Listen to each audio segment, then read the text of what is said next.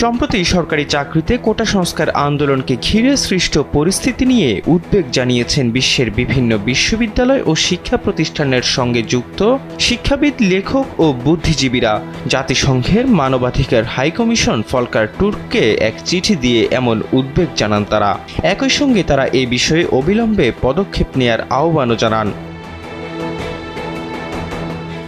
গত বৃহস্পতিবার লেখা ওই চিঠিতে ১৪০ জনের বেশি বিশিষ্ট ব্যক্তি স্বাক্ষর করেছেন।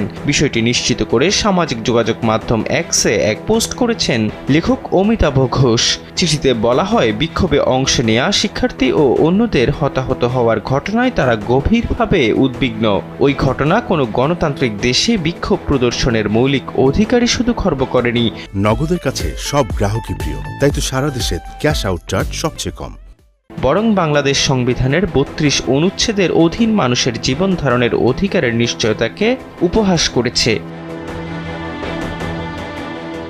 এছাড়াও বিচারহীন গ্রেপ্তার, শোকজ ছাড়াই আটক বা গ্রেপ্তার হওয়া ব্যক্তিদের আইনজীবীর সহায়তা পাওয়ার সুযোগ না দেয়া, আহত করা, নির্যাতন, মানবাধিকার লঙ্ঘনের এমন ঘটনা থামাতে অবিলম্বে পদক্ষেপ নেয়ার আহ্বান জানান বিশিষ্টজনরা। এমন পরিস্থিতিতে জাতিসংঘের মানবাধিকার হাইকমিশন হিসেবে ফলকার টুর্কের কাছে তারা এসব ঘটনায় একটি স্বাধীন তদন্ত পরিচালনার জন্য চাপ প্রয়োগের অনুরোধ জানাচ্ছেন, যাতে এমন অবস্থার জন্য দায়ী ব্যক্তিদের জবাবদিহির আওতায় আনা যায়।